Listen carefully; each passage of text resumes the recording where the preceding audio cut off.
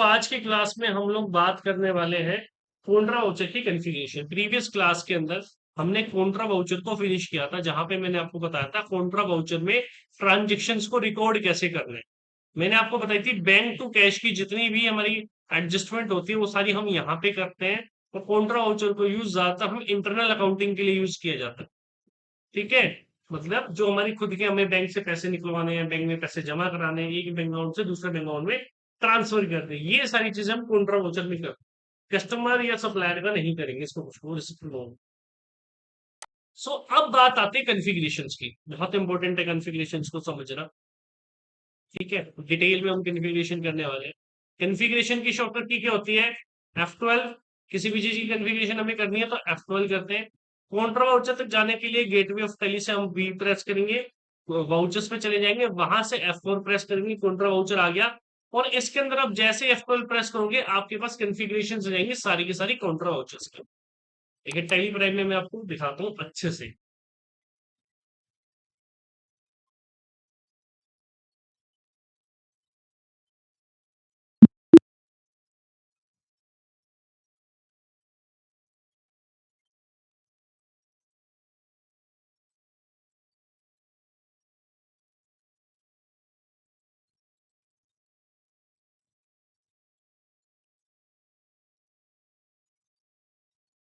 Escape कर देंगे। Gateway of tally है, यहाँ से वाउचर में मुझे जाना है। यहाँ पे आप पहले F4 प्रेस करेंगे कॉन्ट्रा वाउचर के लिए। जैसे कॉन्ट्रा वाउचर के लिए प्रेस करेंगे तो जैसे F4 हमने प्रेस किया कॉन्ट्रा वाउचर आ गया। अब यहाँ से F12 प्रेस करना है। F12 प्रेस करने से आपके पास ये कॉन्फ़िगरेशन रहेंगी। यही है कॉन्ट्रा वाउचर की कॉन्फ़िगरेशन, जिसको हम डिटेल में स्टडी करने वाले हैं वन बाय वन। ठीक है, ये मैं अपने नोट्स में यहाँ पे अटैच कर देता हूँ।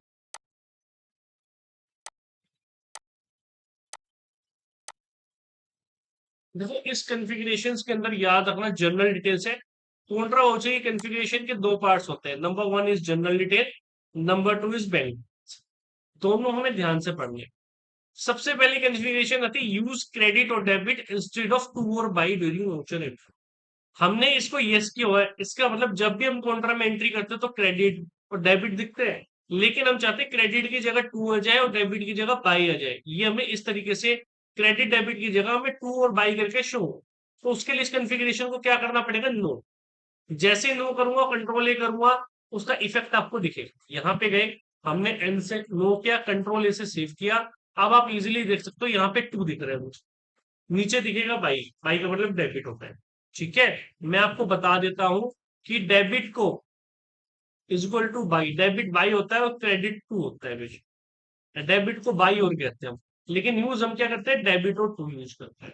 ठीक है, से क्रॉस यूज करते हैं, लेकिन बाय का मतलब डेबिट ही होता है। ये चीज याद रखो। अब याद करो जब हमने कॉन्ट्रा वाउचर किया था तब उसमें ट्रांजेक्शन करी थी, उसमें एक वार्निंग आई थी हमारे पास कैश की, नेगेटिव कैश का हमारे पास। The warning because of this bone on negative cash balance yes.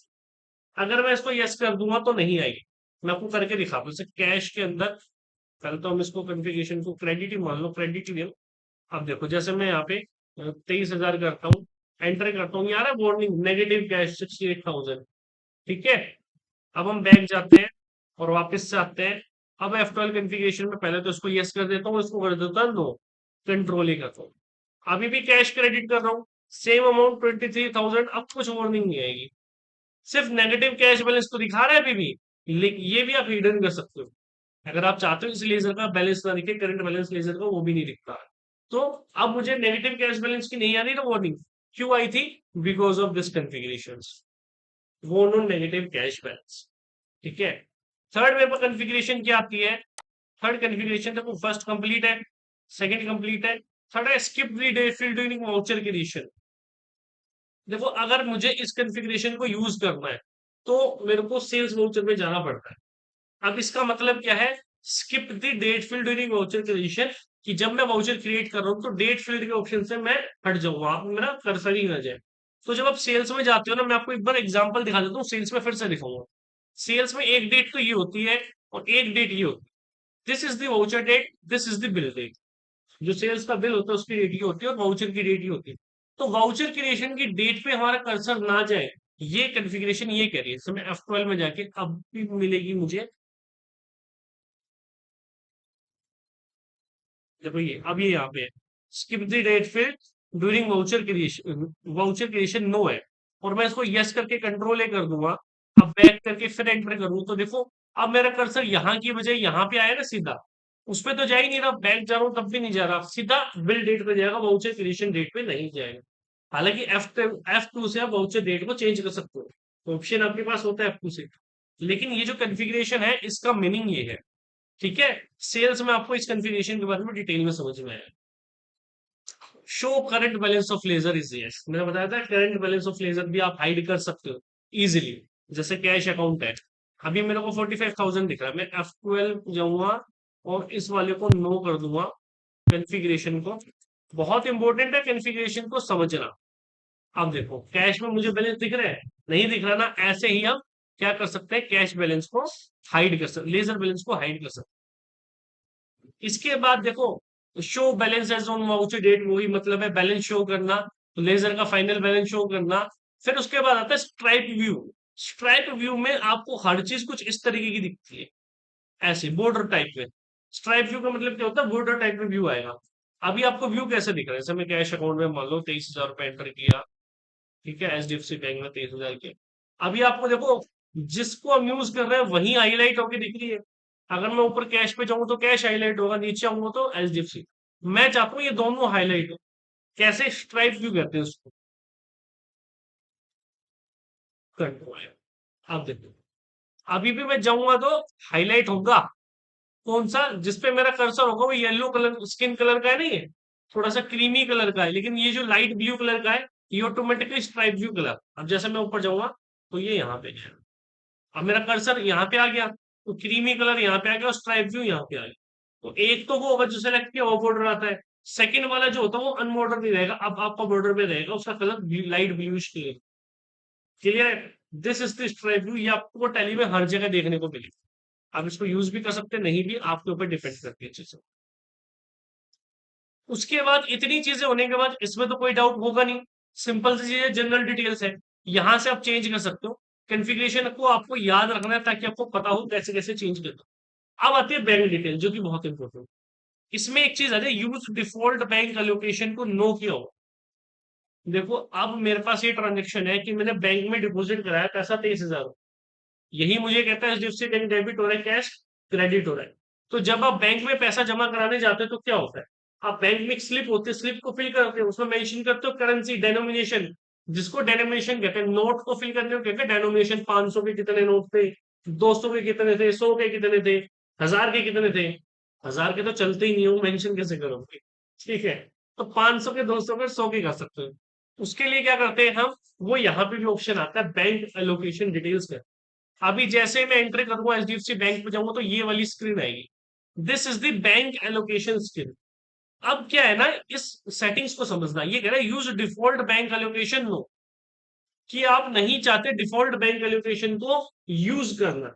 Default होगी तो वो सभी के लिए, वाउचर में आप किसी की भी एंट्री कर दो, सबके लिए एक होगी, स्टैंडर्ड होगी। लेकिन हम जब भी हर बार डिपॉजिट कराते हैं कैश, तो सेम अमाउंट तो कराते नहीं, कुछ ना कुछ चेंज होता है, तो हर बार हमें डिटेल मेंशन करनी है। तो हम जो डिफॉल्ट कॉन्फ़िगरेशन है बैंक एलोकेशन की उसको यूज नहीं कर सकते।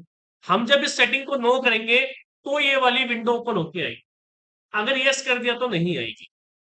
वो चीज समझ में आई, कि अगर नो करेंगे तो बैंक एलोकेशन की डिटेल आएगी और यस करेंगे तो नहीं आएगी। रीजन क्या है इसका मतलब, ये कब आएगी, जब सेटिंग नो होगी, अगर यस होगी तो हिडन हो जाएगी, दिखेगी नहीं। देखो मैं करके दिखाता हूँ आप, F12 पे गए, बैंक एलोकेशन को बाय डिफॉल्ट को यस करके कंट्रोल ही करके अब एंटर करो, देखो अब डेनोमिनेशन आ रहा है, ये अलग है सेटिंग, इसको भी मैं ऑफ कर देता हूँ के लिए।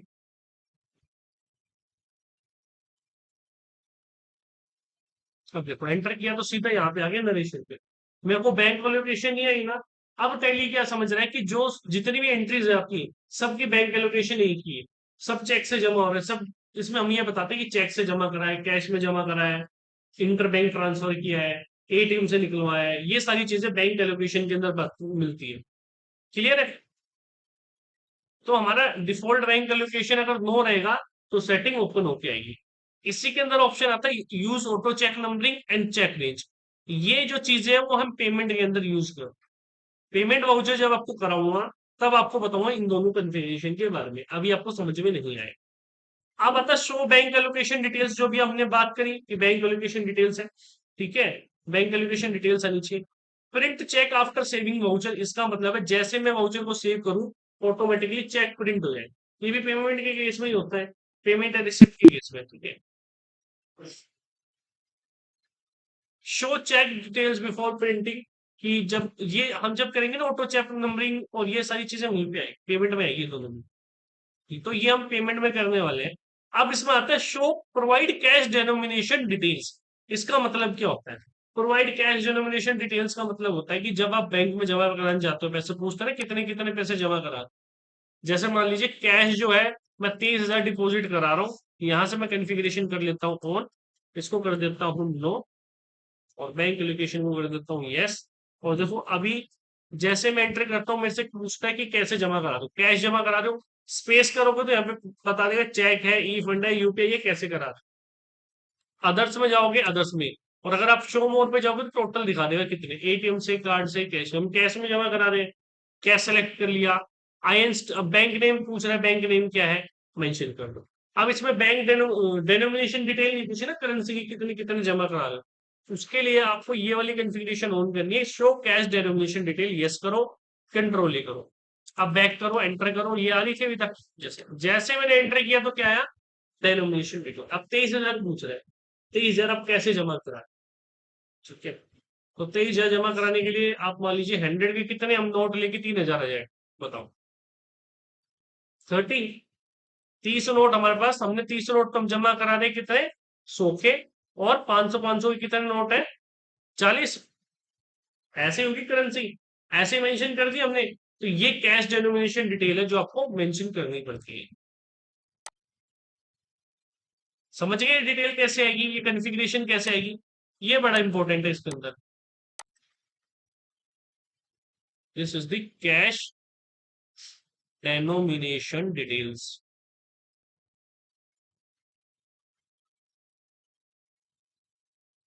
ठीक है। ये भी F12 से ओपन होके आते हैं, ये सब कॉन्फ़िगरेशन आपको पता होनी चाहिए, क्योंकि अगर हिडन होता आप ताकि उसको लेके आ सके। कंट्रोल ए कर दो, कंट्रोल ए कर दो, कंट्रोल ए, आपकी कॉन्फ़िगरेशन, आपकी जो वाउचर है वो एंटर हो चुका है। So these all are the configuration of contra voucher. इसमें कोई डाउट, कोई डाउट नहीं है। अब हम स्टार्ट करते हैं नेक्स्ट वाउचर, पेमेंट वाउचर। ये ठीक है, कर लोगे ना कॉन्फ़िगरेशन, कुछ बिल्कुल इजी है। अब हमारा अगला टॉपिक जो है आज का, वो है पेमेंट वाउचर। पेमेंट वाउचर के अंदर कॉन्फ़िगरेशन लगभग सेम होती है जैसे भी हमने देखी, ठीक है।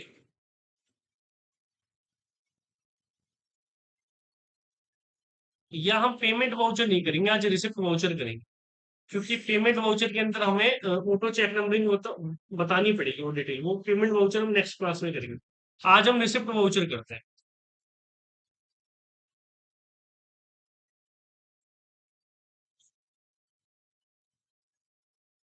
देखो रिसिप्ट वाउचर की शॉर्टकट की क्या होती है, F6। अब इसमें एक चीज ध्यान रखना, रिसिप्ट वाउचर को अगर हमें यूज करना है तो क्या करेंगे, gateway of Tally, we press किया, फिर हमें एक्सेस प्रेस F6 प्रेस करना है, हमारे पास रिसिप्ट वाउचर हो जाएगा। जो भी हम चीज रिसीव करते हैं, use to receive any type of amount, किसी भी टाइप के अमाउंट अगर हम रिसीव करते हैं इन बैंक एंड कैश, जो भी हम कैश या बैंक में रिसीव करते हैं उसकी एंट्री रिसिप्ट में करते हैं। देखो मैं आपको इसकी ट्रिक बताता हूँ, इसकी भी एक ट्रिक है। इसकी ट्रिक क्या है, कैश और bank ledger must be debited. देखो इसकी ट्रिक क्या है, ध्यान से समझना।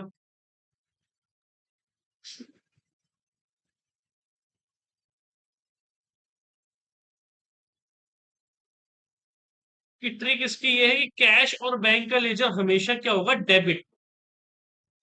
अब आप कहोगे ऐसा क्या होगा, लॉजिक समझ लोगे तो भी वही बात है। देखो डेबिट का मतलब क्या होता है, डेबिट का मतलब इन होता है, हमने स्टडी किया है हमेशा से। अब मुझे बताओ, अगर आप किसी से कोई चीज रिसीव कर रहे हो तो वो आपके पास इन ही तो हो रही है, आउट थोड़ी ना होगी। तो लॉजिक तो यही है ना कि अगर हम रिसीव करेंगे तो इन होगी, और इन होगी तो डेबिट होगा। तो ये यही तो कह रहा है, या तो कैश हो या बैंक हो, वो डेबिट हो। जब भी आप कोई रिसिप्ट की एंट्री कर रहे हो और गलती से आपने डेबिट क्रेडिट कर दिया कैश और बैंक, तो वो पेमेंट की हो जाएगी ना कि रिसिप्ट। रिसिप्ट में हमेशा कैश और बैंक डेबिट होगा, ये चीज आपको हमेशा ध्यान रखनी है। अब मैं आपसे क्वेश्चन पूछूंगा इसके अंदर, अब आप बताना उसकी एंट्री कॉन्ट्रा में होगी या रिसिप्ट में होगी। ठीक है, अब बात करते हैं यूज। यूज कहाँ का आएगा, फर्स्ट ऑफ ऑल जो ज्यादातर यूज आता है, रिसीव अमाउंट फ्रॉम कस्टमर। जो भी हम कस्टमर से अमाउंट रिसीव करेंगे वो किस में करेंगे, सब। और second, receive indirect income. Indirect income like interest received from bank. जिस हमने बैंक से इंटरेस्ट रिसीव करते हैं, तो interest account, interest receive account credit to bank account करते हैं, तो उसी में आएगी वो। बैंक हमेशा या तो बैंक डेबिट होगा या कैश डेबिट होगा, ये इसका रूल है। इसकी ट्रिक कह लो, इसका रूल कह लो। तो कोई भी अमाउंट अगर हम रिसीव कर रहे हैं कस्टमर से तो भी इसी के अंदर करेंगे। ठीक है, अब एग्जाम्पल के लिए आपको बताता हूँ, पहले सिंपल सिंपल चीजें लेते हैं। एक हमारे पास क्या आता है, ठीक है, आता है that on 1st August 2026 receive 15,000 from Intel Core Private Limited। अब इसके अंदर भी देखो दो चीजें हैं, या तो आपने इसको सेल कर रखी होगी तब इसने पैसे दिए 15,000, लेकिन हो सकता है इसने एडवांस भी दिया हो। कस्टमर से चाहे बिल के पैसे आए चाहे एडवांस है, कैसे भी है, सब रिसिप्ट में एंट्री होगी। तो वो डिपेंड करता है अभी की सिचुएशन, इसको देखने के लिए एडवांस है हमें चेक करनी पड़ेगी बुक्स ऑफ अकाउंट्स, इसका लेजर चेक करना पड़ेगा। तो अभी तो हम सिर्फ सीखने के लिए समझ रहे हैं चीजें। तो अभी हम क्या करेंगे, अब मुझे ये बताओ डेबिट और क्रेडिट क्या होगा इसके अंदर।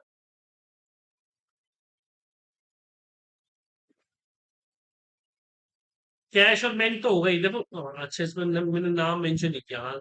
तो ठीक है, कैश अकाउंट करेंगे, अगर कुछ भी मेंशन नहीं है तो कैश अकाउंट हमारा डेबिट होगा। वो क्रेडिट, क्रेडिट क्या होगी, इंटेल कोर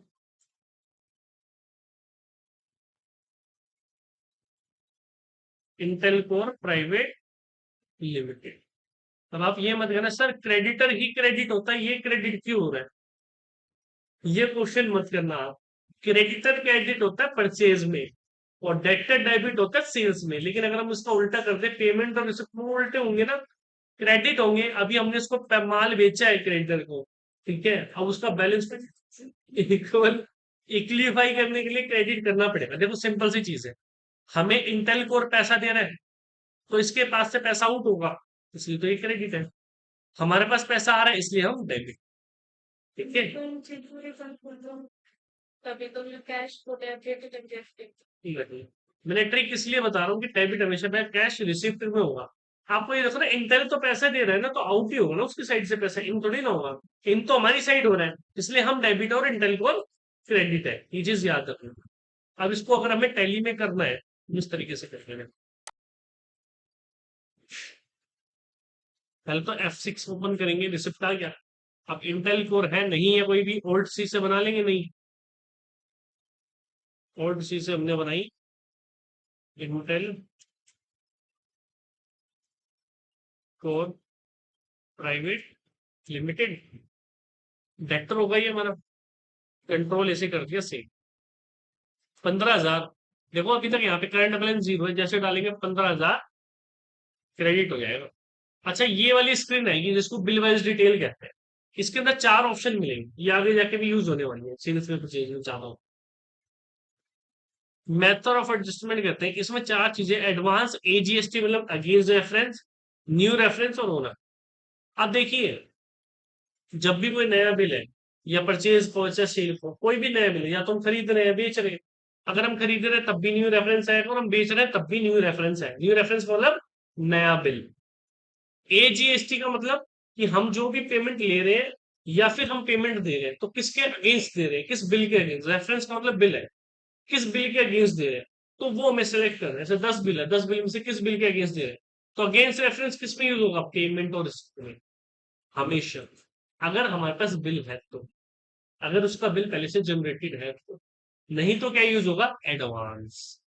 अभी हमें नहीं पता ना, इसका कोई बिल भी नहीं है मेरे पास इंटेल कोर का, तो हमने क्या किया है, एडवांस लिख के कि एडवांस दे रहा है हमें, उसका बिल नंबर, एडवांस की जो रिसिप्ट नंबर वो यहाँ पे मेंशन किया, ड्यू डेट हमें मेंशन करनी नहीं है इसके अंदर, ये ऑटोमेटिकली आएगा, आपको एंटर प्रेस कर देना। क्लियर है, फिर एंटर प्रेस करना है। अब आपको डेबिट बताना है क्या, कैश अकाउंट है, कैश अकाउंट सिलेक्ट किया तो 53,000 हो गए 68 में से, 68 था ना नेगेटिव बैलेंस, अब 15,000 आए तो कम हो गया ना नेगेटिव, क्योंकि पॉजिटिव आ गया थोड़ा। एंटर किया, एंटर किया, और अब यहाँ पे मेरे से पूछ रहा है कि narration being amount receive advance. Clear है, ये वाली आपको प्रॉपर तरीके से रिसिप्ट की एंट्री।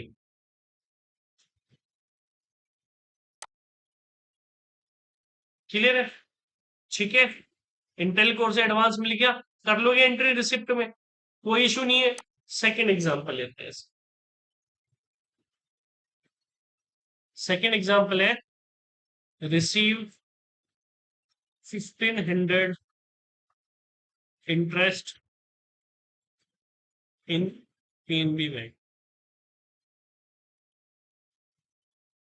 आप बताओ डेबिट क्रेडिट क्या होगा, सोचो क्या होगा debit credit.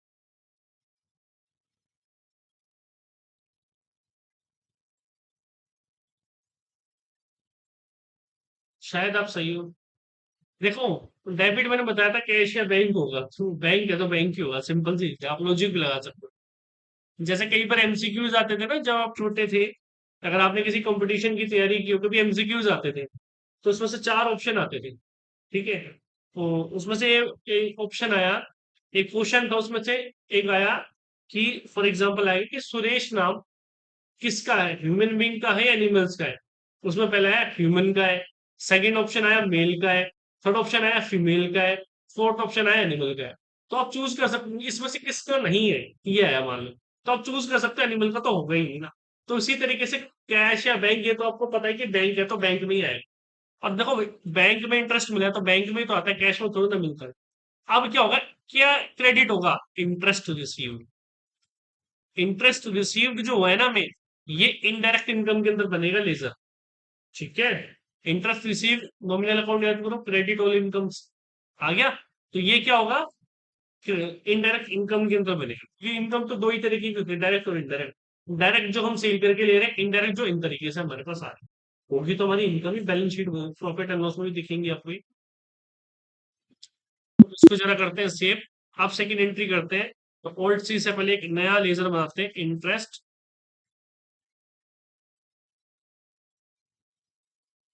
received and it is indirect income, enter, control ए, कितना है 1500, एंटर। इसमें हो रही है बैंक में, पीएनबी बैंक है नहीं है तो नया बना लेते हैं, पीएनबी बैंक, बैंक अकाउंट के अंदर बन जाएगा ये, कंट्रोल ए 1500। अब देखो ये बैंक एलोकेशन इसके अंदर आ गई, बैंक में आ रहा है ना तो इसलिए, तो आप इसको क्या कह सकते हो, इसमें अदर्स में ऑप्शन ले सकते हो, या शो मोर में आप ले सकते हो, कुछ भी यूज कर सकते हो, यूपीआई कर सकते हो, अदर्स यूज कर सकते हो, और फिर यहाँ पे मेंशन करके इसको सेव कर सकते हो।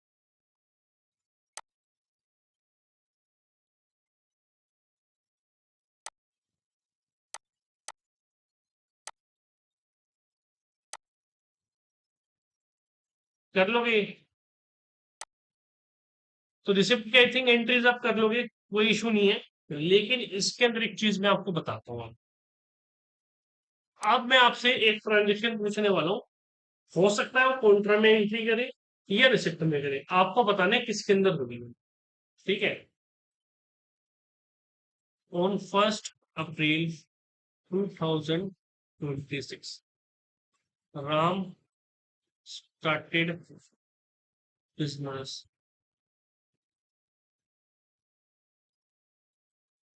with cash 10 lakh rupees। बताओ कौन से वाउचर में होगी, पहले तो मुझे ये बताओ। फिर हम बात करेंगे डेबिट और क्रेडिट के।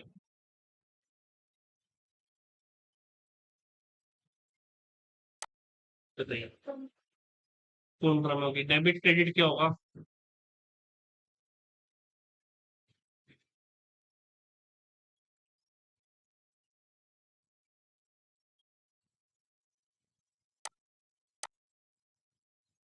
डेबिट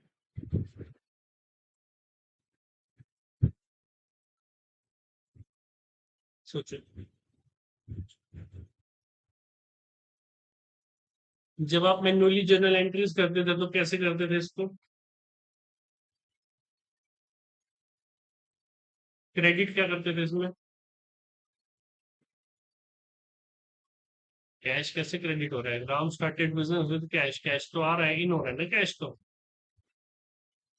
देखो कैश अकाउंट तो डेबिट ही होगा, इसमें कोई शक ही नहीं है। क्रेडिट हमारा कैपिटल अकाउंट नहीं होगा, ये कैपिटल अकाउंट हमारा क्रेडिट होगा। राम ने बिजनेस स्टार्ट किया तो उसकी कैपिटल है, पूंजी है, तो कैपिटल अकाउंट होगा। ये हमेशा रखना, स्टार्टेड विद बिजनेस आ रहा है तो उसको मतलब कैपिटल अकाउंट, तो कैपिटल अकाउंट क्रेडिट होगा। अब किस वाउचर में एंट्री होगी।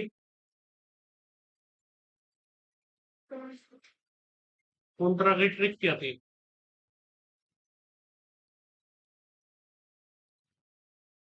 चलो आपको दिखा देते हैं कॉन्ट्रा में कैसे होती है।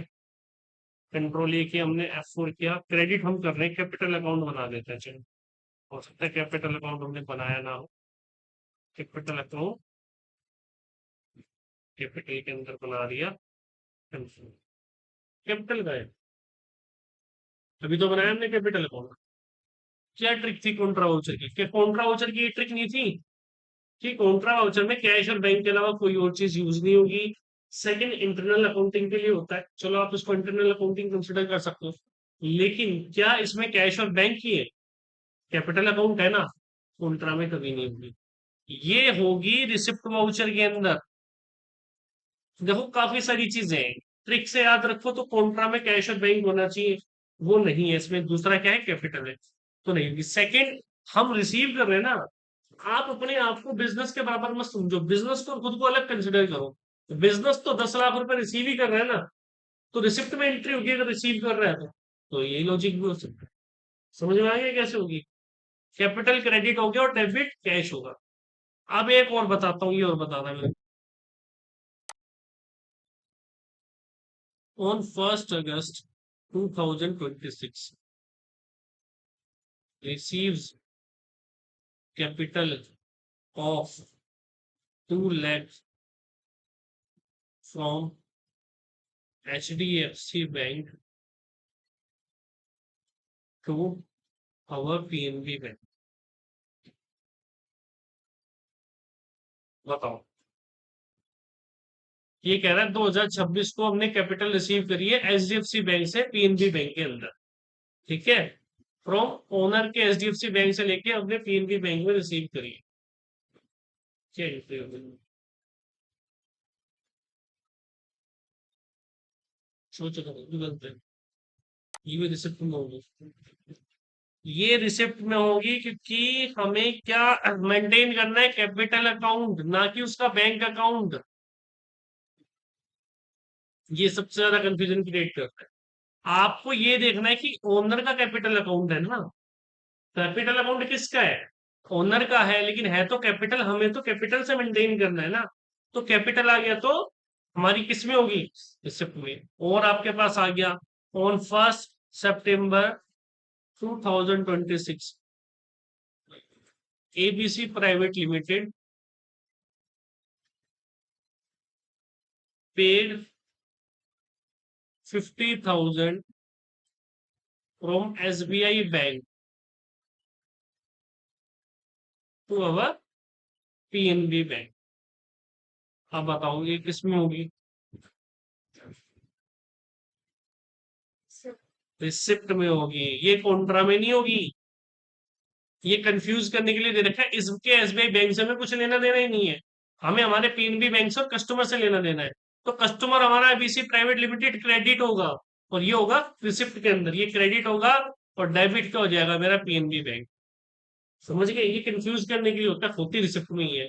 कॉन्ट्रा में तो सिर्फ हमारा जो बैंक और कैश होता है उससे रिलेटेड, डिपॉजिट, विड्रॉल और इंटरबैंक ट्रांसफर, ये तीन ही केस होते हैं, चौथा कोई केस ही नहीं होता उसमें। रिसिप्ट में वो जहां से भी हमें पैसा मिल रहा है सब रिसिप्ट में हम एंट्री करते हैं। कर लोगे इसके अंदर? समझ में आ गई? कंफ्यूजिंग वाली एंट्रीज भी समझ में आ गई आपको? आ गई ना? मैंने जानबूझ के बताई आपको ताकि आप कभी कंफ्यूज ना। क्लियर है? अब इसकी कॉन्फ़िगरेशन देख लेते हैं F6 के अंदर। लगभग सेम ही होती है, वही सारी कॉन्फ़िगरेशन है। ठीक है, सेम कॉन्फ़िगरेशन होती है, रिसिप्ट और कॉन्ट्रा में ज्यादा कुछ डिफरेंस नहीं होता। इसके अंदर एक चीज आती है, देखो यहाँ पे अगर मैं F12 से आपको बताऊं डबल एंट्री मोड। अच्छा, F12 से भी आता हूँ। देखो इसके अंदर एक और आता है कॉन्ट्रा रिसिप्ट के अंदर, जिसको कहते हैं सिंगल एंट्री मोड और डबल एंट्री मोड। अभी जितने भी हम ट्रांजेक्शन कर रहे हैं वो डबल एंट्री मोड में है। डबल एंट्री मोड क्या होता है? डबल एंट्री मोड वो होता है जहां पे क्रेडिट एंड डेबिट विजिबल होते हैं। अभी जब भी हम ट्रांजेक्शन कर रहे हैं तो हमसे क्रेडिट पूछ रहे थे, डेबिट पूछ रहे, this is the double entry mode. Control H इसकी शॉर्टकट की होती है, डबल एंट्री देखो सिलेक्टेड है। ठीक है, सिंगल एंट्री क्या होती है? इसकी शॉर्टकट की क्या होती है? Control plus H. Double entry, single entry. Single entry mode का मतलब होता है जब आपको कई सारी ट्रांजेक्शन एक ही में करनी होती है। अभी तो हम अलग अलग कर रहे हैं, लेकिन अगर आपको एक ही में करनी है तो हम सिंगल एंट्री मोड लेंगे। देखो सिंगल एंट्री मोड ना ज्यादातर पेमेंट और रिसिप्ट के अंदर होता है। जैसे मान लीजिए आज 1 अगस्त 2026 है, और आज मैंने इलेक्ट्रिसिटी भी पे किया है, मैंने टी वाले को भी पैसे दिए, मैंने गार्बेज वालों को भी पैसे दिए, अब सब मैंने कैश में किया, तो मैं अलग अलग वाउचर बनाने की बजाय एक ही में वाउचर बना सकता हूँ सारा।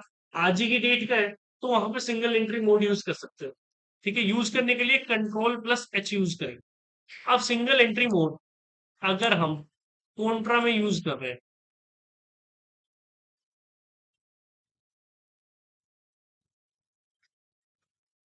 सिंगल एंट्री मोड अगर हम कॉन्ट्रा में यूज कर रहे हैं तो पहले कॉन्ट्रा में जाते हैं, कंट्रोल एच करते हो, सिंगल एंट्री को सिलेक्ट कर। तो देखो यहाँ पे पहले मैं आपको डबल एंट्री दिखा देता हूँ। डबल एंट्री में मैंने एक कोई ट्रांजेक्शन करी, कैश मैंने डिपॉजिट कराया 15,000 रुपए इसमें बैंक के, ये एंट्री थी।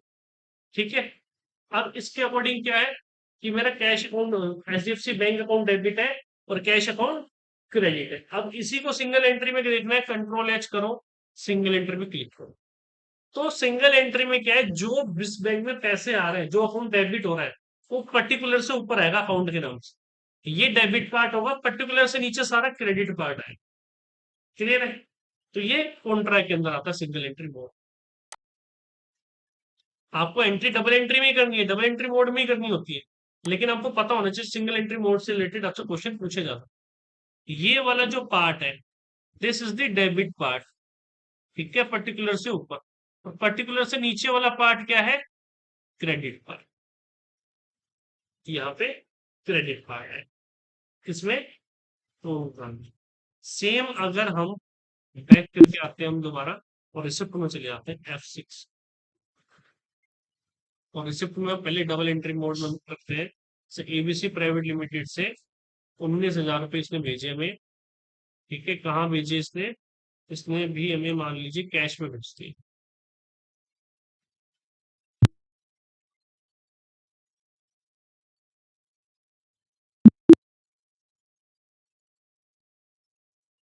दोबारा करते हैं 19,000 कैश अकाउंट। ठीक है, अब कंट्रोल एच करो और सिंगल एंट्री। अब बताओ डेबिट पार्ट कहाँ पे है? डेबिट पार्ट आगे भी हमारा ऊपर है रिसिप्ट के अंदर, क्रेडिट पार्ट हमारा कहाँ है? नीचे है। तो रिसिप्ट में भी हमें ये देखने को मिलेगा, लेकिन पेमेंट जो होगा ना उसमें उल्टा हो जाएगा। पेमेंट के केस में क्या हो जाएगा? पेमेंट के केस में ऊपर क्या आएगा? डेबिट वाला पार्ट। हाँ, ऊपर क्रेडिट वाला पार्ट आएगा और नीचे डेबिट वाला पार्ट है।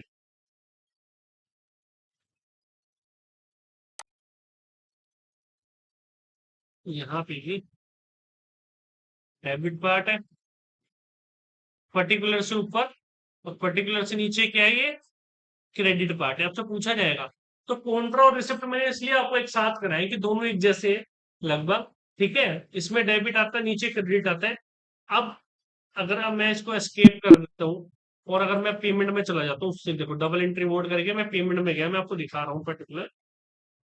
ठीक है, और पेमेंट में जाके सपोज करो मैंने ऑफिस रेंट दिया, तो या प्रोडक्शन एक्सपेंस दिया। प्रोडक्शन एक्सपेंस दिया मैंने 13,000 रुपए। किससे दिया, कैश में दे दिया। इसको मैं ऐसे भी कर सकता हूँ, प्रोडक्शन एक्सपेंस, ये हम कल करने वाले हैं वैसे, कल की क्लास में। इसके बाद इलेक्ट्रिसिटी एक्सपेंस दिया मैंने 3,000 रुपए, और फिर से मैंने डेबिट किया रेंट अकाउंट, ऑफिस रेंट दिया मैंने 5,000 रुपए, और क्रेडिट कर दिया एक साथ कैश अकाउंट। क्लियर है, कंट्रोल एच करके सिंगल एंट्री की तो देख। अब इसमें क्रेडिट पार्ट तो ऊपर आ गया और डेबिट पार्ट सारा एक साथ आ गया नीचे। इस तरीके से देख, सिंगल एंट्री ज्यादातर पेरोल के केस में यूज करते हैं। पेरोल में बहुत सारी चीजें होती है, जैसे कैश में हमने एंट्री करनी है, कैश में हम पेरोल दे रहे हैं, लेकिन बहुत सारे डिपार्टमेंट्स में बहुत सारे हेड्स होते हैं, वो आपको पेरोल में पता चलेगा।